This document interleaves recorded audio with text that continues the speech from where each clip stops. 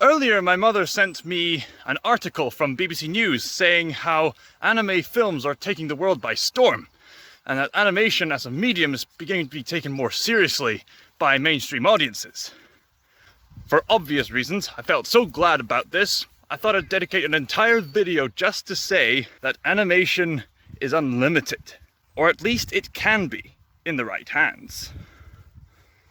You see, there's this stigma in the West that animation is just fodder for kids, that it can have little to no appeal to people aged over 10, and that it shouldn't be taken too seriously.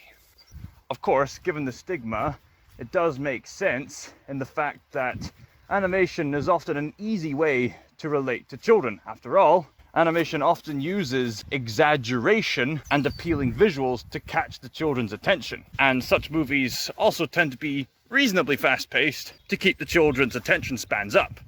But what if I told you that animation had the capacity to reach out to all ages, including adults? What if I told you that animation could be slow-paced and thoughtful? What if I told you that animation could use its visuals not just for the sake of aesthetic appeal, but also to enhance the storytelling in relation to thematics and culture? Yes, animation has the potential to appeal to adults. And no, not just with dirty humor that's easy to appeal to the masses, but animation is capable of creating genuine, moving art in which the visuals are in harmony with the dramatic storytelling. Whether it be a thoughtful feature-length movie, an engaging television series, or even a short film, there is so much that animation as a medium is capable of. And a lot of people in the mainstream media are finally catching on to this. There have been plenty of unique artistic animations made throughout Europe, in America, and in other parts of the world if you know where to look. But according to this article, as well as what's catching on to the popular mainstream media, animation is taken more seriously as a visual medium, all thanks to the efforts of the Japanese animators of the anime industry in Japan. One of my main aims as a YouTube content creator is to raise awareness of the fact that animation can be taken as a legitimate art form. Myself and my good friend Brooke Scallinghouse, aka Squid Bear from Squid Bear Studios, advocate for this. So hopefully it wouldn't surprise me that there are a lot of people who view my channel who are very much familiar with the anime industry. Now, I know there are some people watching this who don't have much idea as to what anime actually is. And if they know anything, it's just the bare minimum, that it's made from Japan. So what is anime? Allow me to enlighten you. Anime refers to animation made in Japan. The word anime refers to animation made in Japan. That's the basic layman term. You can easily recognize the style of anime when compared to the styles of the West. In Western animations, there's usually a lot of exaggeration on shape, form, archetypes, and for the most part has an appealing style that appeals to the masses, for the most part. The style of anime is more easily recognized by its more angular, mature look. The design of most Western animation tends to be rather simplified, whereas the style of Eastern animation tends to be more dynamic. Of course, the Eastern and Western styles both have their strengths, and Europe has some unique quirks as well. There's also some other recognizable characteristics. The West tends to focus more on comedies, and you'll most likely recognize a lot of Eastern content through stylized action, like with all the mecha stuff. Both the East and the West have their definitive styles and characteristics, and both have even found inspiration from one another. But still, a lot of attention is focusing on the storytelling of the East. Why? The main difference is in subject matter. Whereas most Western animation tends to appeal to young children and adults with an immature sense of humor, Eastern animation, for the most part, aims more towards young adults, teenagers, and adults. Anime tends to have a wider diversity of genres compared to Western media. The reason why most Western animated media tends to focus mainly on children's entertainment and adult comedies is because they found a formula, it seems to work, so just keep making it to appease to the masses. For the West, it's mostly about commercialized business. Now, keeping finances stable and finding what works for your audience is not a bad thing in and of itself. It just becomes a problem when people see that animation is largely restricted to that, when in reality, it's not. It's capable of so much more. Because I can tell you from experience that some of the most engaging stories I've ever experienced tend to be animated, and most of them come from the East. So there's something that Japan's doing right that the West has only barely beginning to get to grasps with. So the main reason why the anime industry has caught on to so many people is because the anime industry tends to tell plenty of mature, creatively expressive stories. They create stories with meaningful subject matter that challenges their audiences to think. And they use their creative visuals to enhance the storytelling, to such a degree that you almost couldn't imagine the story being told otherwise. To explain this, I could refer to many examples of the anime industry, but I'm going to focus on a particular story, which is one of my favorites, because it masters the intricacies of visual storytelling, one of the main strengths with animation when done right. Let's start off with Violet Evergarden. The story is set in a fictional European-esque place, set right after a terrible war akin to World War I. The story focuses on a child soldier named Violet, who has been trained her whole life to ruthlessly kill people without hesitation. Her superior, the Major Gilbert, however, saw some humanity in her, and insists that Violet learns to live a life where she can be free and she can learn to form friendships. Gilbert insists that Violet live a life away from war, to learn more about love, beauty, and emotions. When the story begins, we start off with the scene where Violet sees a precious brooch which reminds her of Gilbert's eyes. Then we see her waking up recovering from battle. Here, the animation enhances the storytelling by emphasizing the importance and beauty of the brooch. The way the intricate colors and lights circle and dance around the brooch. And because this item reminds Violet of Gilbert, it visually represents Violet's bond with Gilbert. In the next scene, we see Violet recovering from hospital, and we're introduced to a character named Claudia Hodgins. Here we're treated to a visually stylized flashback of who Violet used to be, through Claudia Hodgins' perspective. Through Hodgins' perspective, we see an animation of a doll with blood pouring down its hand, with a sudden flashback to Violet's violent actions. Such imagery, such as the way the colors and lights dance on that brooch, and the way the blood pours down that hand on that doll, it could be possible to film these in live action, but it would be very tricky to do so. With animation, there are no limits. If you can visualize it, you can animate it. That's going to be a reoccurring theme in this video. Keep that in mind. As Violet and Claudia meet each other in the hospital, Hodgins is checking up to see if Violet's alright, and Violet is asking where Major Gilbert is. This story does an excellent job at showcasing its strong visual storytelling, not just in big scenes, but also in the seemingly small scenes. Violet Evergarden is the type of story where every conversation that they show matters in regards to the progress of the story. The show Violet Evergarden thrives on the subtle details and the little expressions which can say so much. For example, take this scene here. Violet asks Claudia Hodgins if the Major is alright. Notice the way that Hodgins has a slightly concerned look on his face. Notice the way he clenches his hands in his pockets. If you're observant enough, you'll catch on to the fact that Hodgins is hesitating to tell Violet something. And what's brilliant about the scene is that Violet herself doesn't catch on to these nuanced little reactions, because the story emphasizes on how lacking she understands about emotions. The whole point of the story is Violet learning how to understand emotions. So through these subtle visuals, the story does an excellent job at emphasizing how Violet takes everything at face value. The rest of the show is quite slow and methodical in how it approaches character development. And as Violet begins to reach out to others in her new job as a ghostwriter, the animation elevates in quality to emphasize peak emotions during certain episodes. There are many other examples of quality visual storytelling in animation in Japan that I can refer to. I could mention so many Japanese filmmakers who emphasize the beauty of animation to tell their stories. Though when it comes to quality storytelling from Japan, the elephant in the room tends to be Studio Ghibli. The films made by Studio Ghibli, most of them being made by the legendary Hayao Miyazaki and his friend Isao Takahata, have created masterpiece after masterpiece in animation for years. Both of these men are responsible for creating some of the most beloved films of all time, that film critics are still praising to this day. And what made their stories so special was because they emphasized the main strengths that animation is capable of. Miyazaki's imaginative masterpiece, Spirited Away, emphasizes its beauty and immersion through the animation.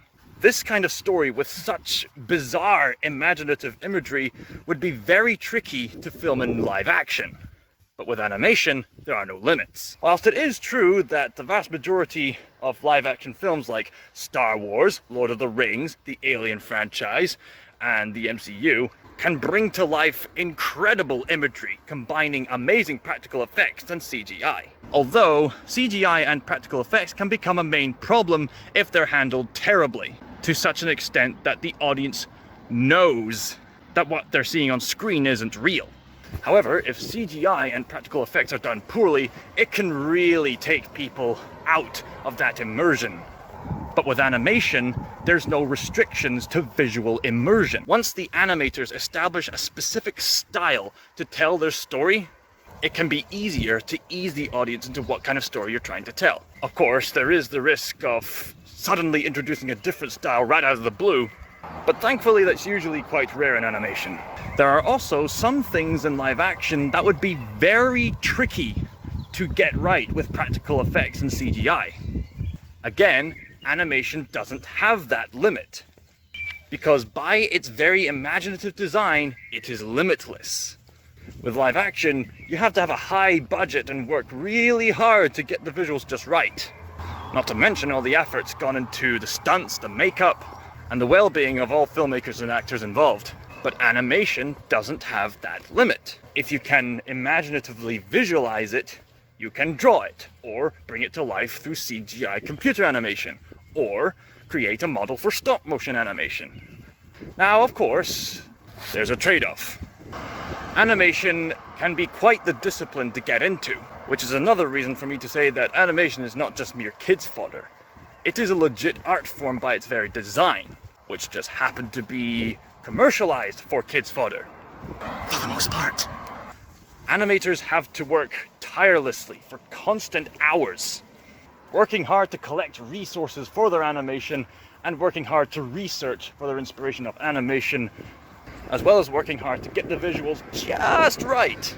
Because animation isn't just simply drawing or modeling a character for one particular pose, like many still frames we see. No. Animators also have to draw the characters in motion, which means they have to draw or model their characters over and over again to pose them just right for the next frame. The way animation works is that you take pictures of several frames of different posed animated characters to get them to move. And the more frames you're willing to put the time into for certain actions, the smoother the animation quality is going to be. Because of this discipline, animators are encouraged to be masters of life drawing. I know from experience because I myself have taken part in a life drawing class during my college years. It was part of the curriculum, you see. We were encouraged to draw, not just getting the proportions right, but to capture the form of the person we were drawing.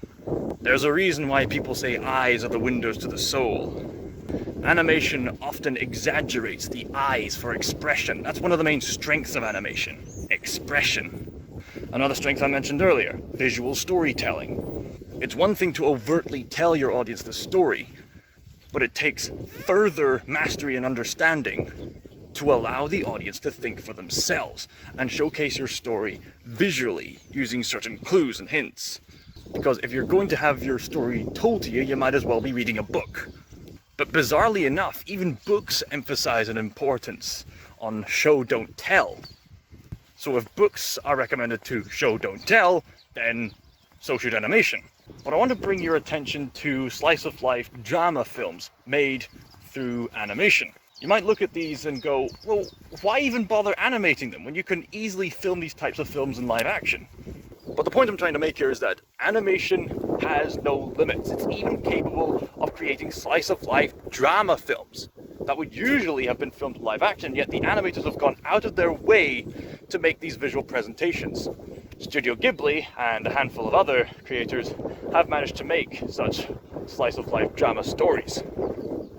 These types of stories are usually more laid back, and usually focusing on the beauty of the creation of the mundane.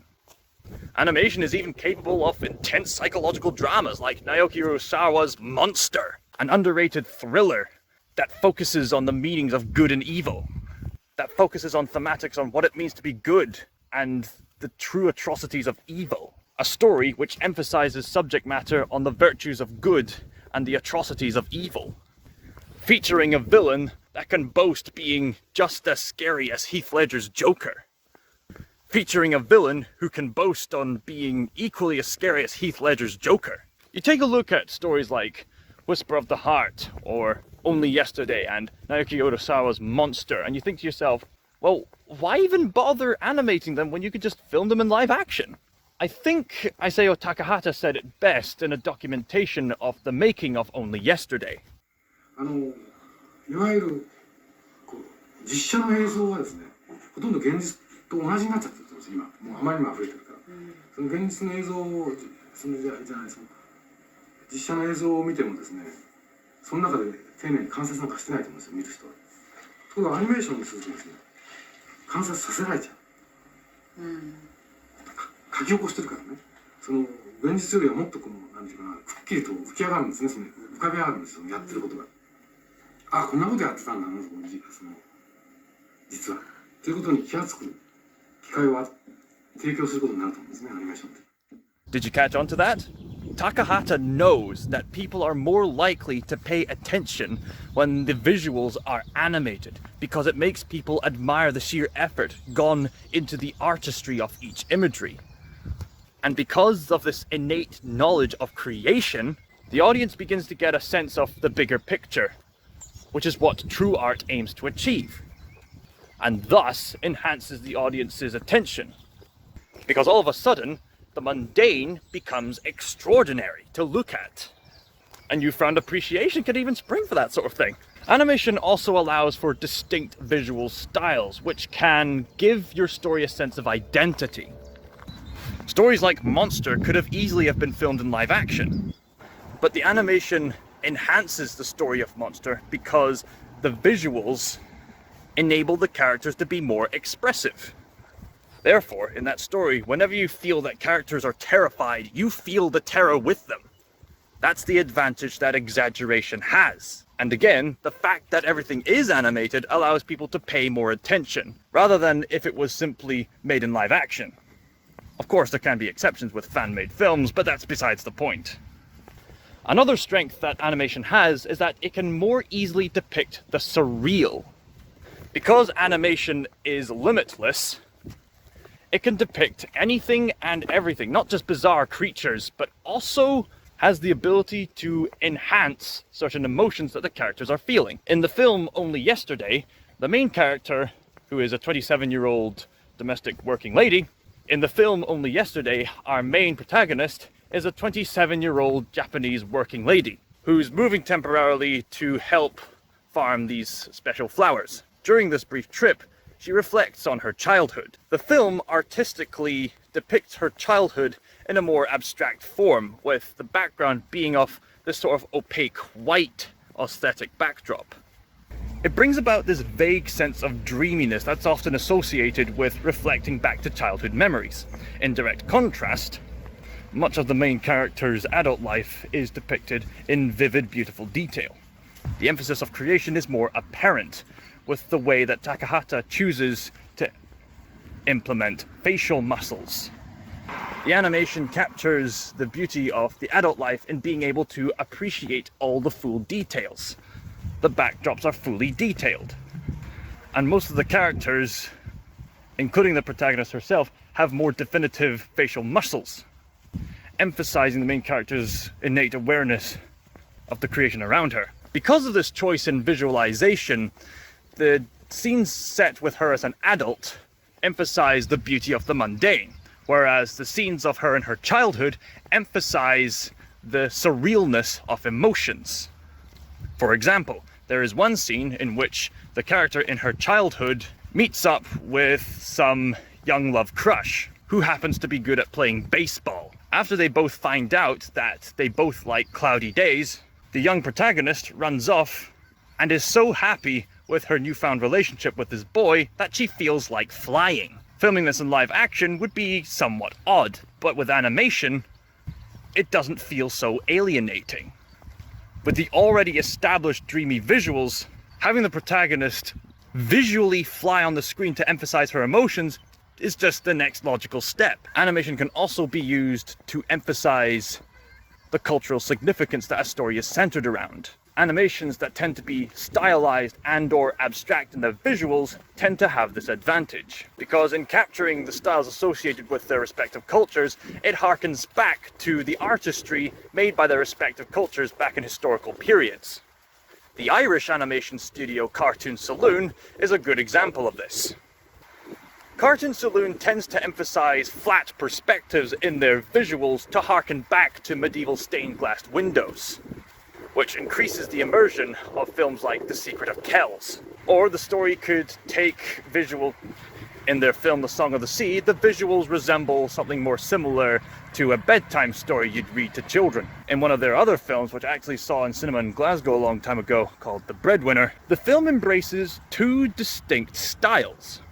One style is still stylized and colourful, but generally more gritty, to emphasize the harshness of the subject matter at hand. The other style is completely abstract, emphasizing the importance of storytelling within the context of the story, as well as invites us to take a look at what beauty this culture does have underneath all that warfare. The more abstract style used for storytelling within The Breadwinner is depicted as more theatrical and childishly fun. The more abstract style of the storytelling within The Breadwinner tends to be depicted as more theatrical and childishly playful. The more abstract style of storytelling within the context of The Breadwinner tends to be more theatrical and childishly playful. The playfulness represents escapism, whereas the theatrical side of it is meant to enhance the messages and the feelings of the story. The main character, Nirvana, tells this story to her younger brother. It seems like an easy way to bring hope at first, but as the story progresses along, the two stories begin to intermerge. As we increasingly begin to talk about more Western animations, I think you're beginning to notice that there are some groups of animators in the West who are recognizing that animation can be used as a work of art to enhance the quality of the storytelling. The following Western animations, Samurai Jack, Arcane, Spider-Man Into the Spider-Verse, the stop-motion movies made by Laika Studios, and even far older animations like Fantasia and Fantasia 2000, take advantage of using animation as an art form to enhance their storytelling. The artists who created these products understand the visual potential that animation has, and all of them have used their visual mediums to enhance the emotional baggage that comes with these movies. Laika Studios' masterpiece made by Travis Knight, Kubo and the Two Strings, has its sense of culture enhanced because it's stop-motion animated.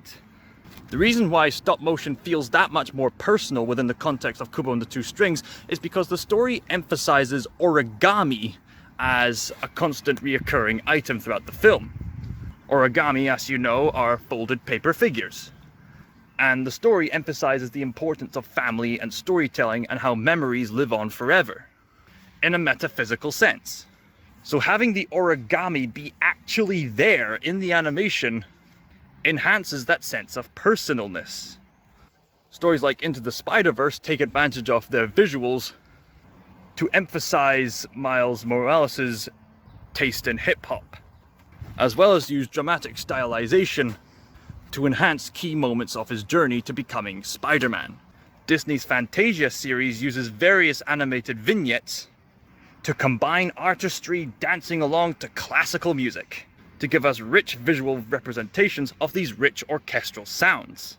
In fact, even some of those movies that I described, as a matter of fact, there are even a lot of films that can be categorized as children's entertainment that are also catching on to the fact that animation can be works of art. The Lego Movie uses a stop-motion CGI animation style to not only pay homage to stop-motion animation that a lot of people have made online with Lego, but also to tell a story about creativity and orderliness without giving too much away. And one of my favorite films of all time, The Prince of Egypt, combines all the strengths of animation that I've mentioned previously in this video. The visual storytelling, the nuanced emotions, the exaggerations, as well as recreating grand historical moments that would be quite difficult to recapture in live action. Although it is possible to film it in live action, but people can more easily relate to animation, mainly because people can innately feel the innate effort of the craft. We've all gotta start from somewhere, and it's right there for me. The possibilities are never ending. I see it, and now it's all again.